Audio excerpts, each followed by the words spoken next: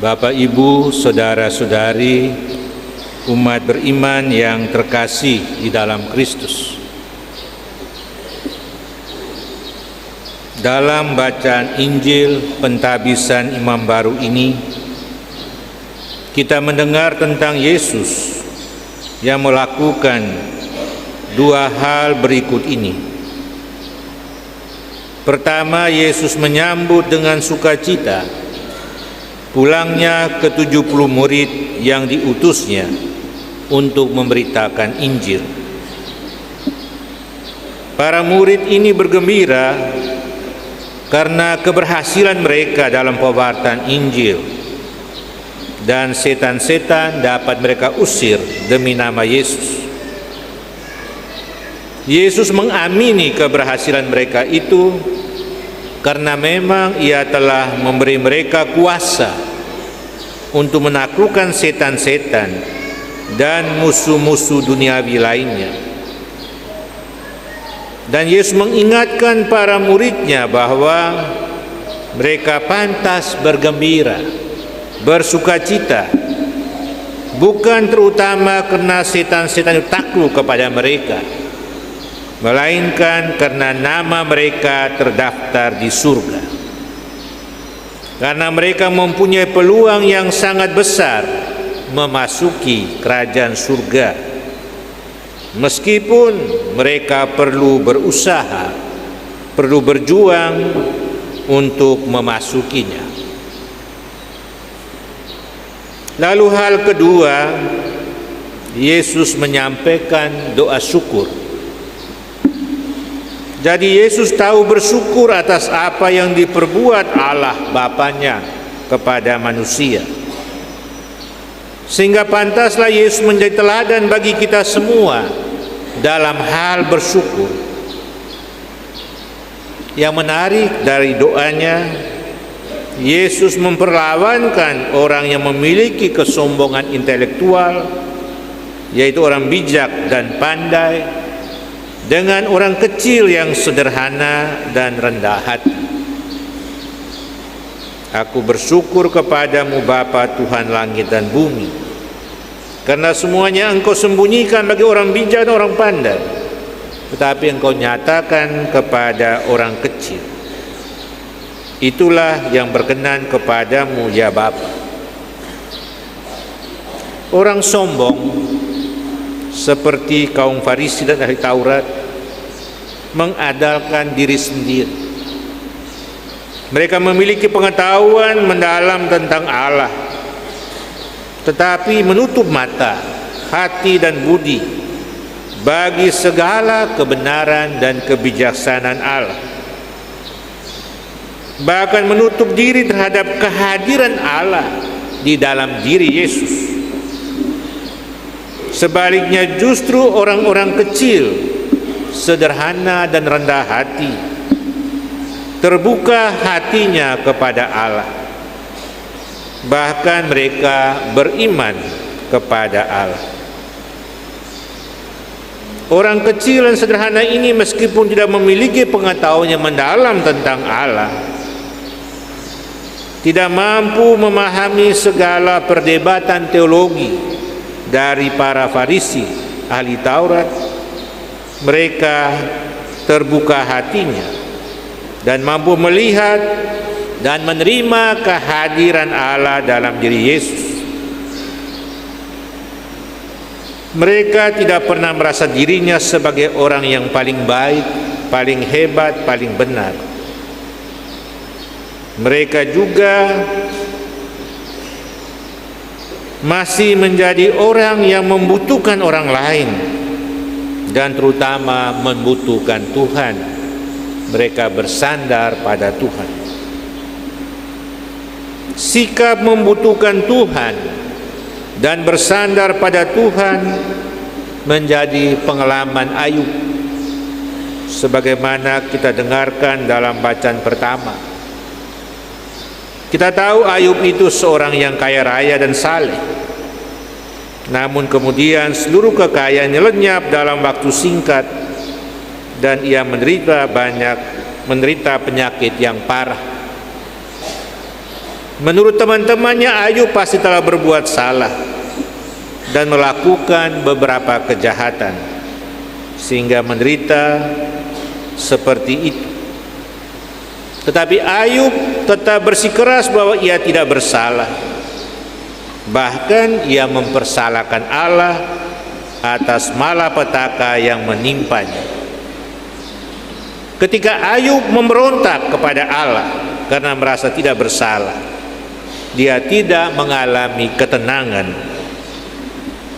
Namun ketika dia datang kepada Allah, menyerahkan dirinya dalam tangan Allah, mengakui bahwa Allah sanggup melakukan segala sesuatu dan tidak ada rencana Allah yang gagal, dia menjadi tenang.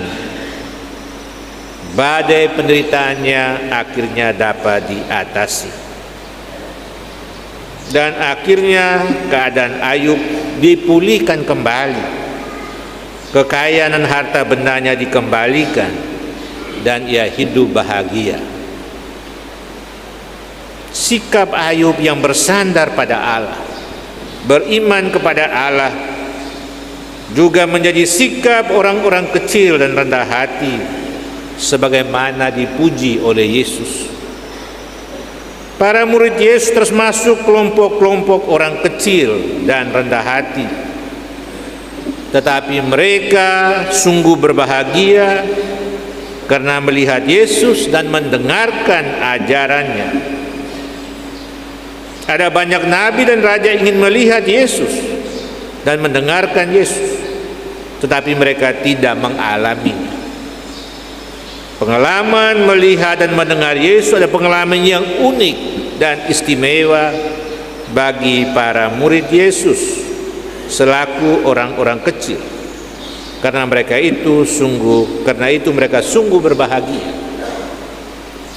Jadi Tuhan Allah menyatakan kerajaannya kepada mereka, bukan kepada orang cerdik pandai. Karena Allah tidak berkenan kepada kesombongan atau keangkuhan. Perlu dicatat bahwa rendah hati tentu tidak sama dengan rendah diri. Sebab rendah diri adalah sesuatu yang negatif dan merugikan diri sendiri. Sebaliknya kerendahan hati adalah sebuah keutamaan yang memampukan orang untuk mendengarkan sesamanya dan menerima rencana dan kebijaksanaan Tuhan. Marilah kita semua belajar menjadi orang yang rendah hati, karena kita akan dimampukan untuk melakukan kehendak Allah sehingga berkenan kepada Allah. Kita perlu menjauhkan kecenderungan untuk menyombongkan diri seperti kaum Farisi dan ahli Taurat. Karena kalau kita sombong, Tuhan Allah dan sesama tidak akan mendapat tempat lagi dalam hidup kita. Sebaliknya sikap rendah hati sangat dibutuhkan, karena hanya orang yang rendah hati siap melayani, siap mengabdi dengan tulus hati dan dengan penuh tanggung jawab. Orang sombong tentu tidak siap melayani. Yesus sendiri telah merendahkan diri. Dia yang adalah putra Allah mau turun ke bawah menjadi manusia dalam peristiwa inkarnasi, peristiwa Natal. Dan sebagai manusia yang lebih merendahkan diri lagi dengan menjadi hamba, mengorbankan dirinya sampai mati demi menyelamatkan manusia yang berdosa. Itulah tujuan kedatangan Yesus ke dunia. Para imam, biarawan-biarawati, Bapak Ibu, saudara-saudari, umat beriman yang terkasih dalam Kristus. Pada hari ini kita semua patut bergembira dan bersyukur kepada Tuhan, karena Tuhan telah memilih kita semua menjadi pengikut Kristus putranya. Dan secara istimewa kita bergembira dan bersyukur karena Tuhan telah memanggil ke-13 diakon untuk menjadi imam. Pilihan ini terjadi karena Tuhan mencintai mereka, meskipun mereka bukanlah orang-orang yang hebat dan luar biasa. Sebaliknya, seperti kata Yesus, mereka tergolong dalam kelompok orang-orang kecil dan sederhana. Dan ke-13 diakon ini telah menjawab panggilan Tuhan untuk menjadi imam. Mereka perlu menyadari bahwa panggilan Tuhan itu bersifat sosial, demi kepentingan orang lain, demi kepentingan banyak orang, melayani gereja umat Allah. Maka semua imam yang ditabiskan, baik imam religius maupun imam diosesan, perlu menyadari bahwa panggilannya bukan untuk kepentingan diri sendiri dan keluarganya, melainkan demi kepentingan orang lain, demi melayani gereja umat Allah. Maka dalam konteks ini hendaknya sebagai klerus, orang-orang yang ditabiskan, kamu tekun dan setia melaksanakan 3 tugas imamat yang dipercayakan gereja kepada kamu, yaitu pertama, tugas mengajar. Wartakanlah kepada semua orang sabda Allah. Sadarilah sepenuhnya agar kamu percaya apa yang kamu baca dalam kitab suci, dan mengajarkan sendiri apa yang kamu percaya, dan menghayati sendiri apa yang kamu rayakan. Dalam kaitan dengan mengajar ini, hendaknya kamu mewartakan firman Allah dengan kata dan perbuatan, baik atau tidak baik waktunya. Hal kedua, tugas menguduskan umat melalui sakramen, pelayanan sakramen, yaitu sakramen pembaptisan, sakramen tobat, sakramen pengurapan orang sakit. Juga menguduskan umat melalui upacara-upacara kudus dan berbagai doa harian untuk kepentingan umat Allah dan juga untuk seluruh dunia. Lalu yang ketiga, tugas mengembalakan umat seturut teladan Yesus Kristus, yang datang bukan untuk dilayani, melainkan untuk melayani tanpa pamrih dan tanpa mementingkan diri sendiri, keluarga, dan kelompok.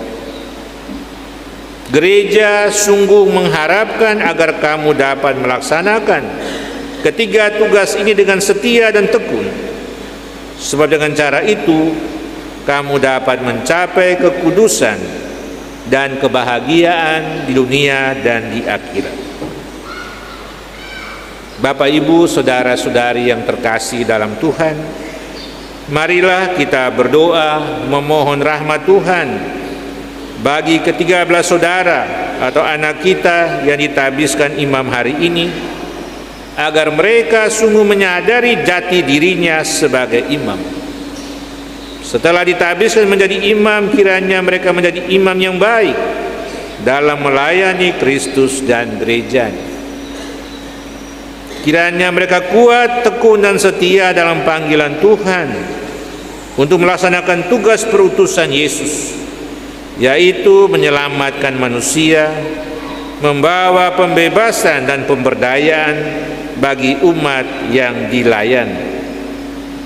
Semoga mereka senantiasa bersukacita karena nama mereka terdaftar di surga, dan mereka tahu bersyukur atas anugerah yang diterima selama hidup ini. Kiranya mereka tidak menjadi sombong dan tinggi hati, sebaliknya menjadi orang yang rendah hati, yang melakukan kehendak Allah dan melayani umat yang dipercayakan kepada mereka. Bapak, Ibu, saudara-saudari yang terkasih dalam Kristus, menjadi orang-orang yang berkenan di hati Allah menurut Injil hari ini berarti kita harus bersikap rendah hati, menjauhkan sikap sombong dan angkuh. Marilah kita bersukacita karena nama kita pun terdaftar di surga, dan kita berjuang untuk memasukinya dengan melakukan tugas-tugas perutusan yang Tuhan percayakan kepada kita masing-masing dalam sikap syukur, kerendahan hati, dan dengan penuh tanggung jawab. Tuhan memberkati kita. Amin.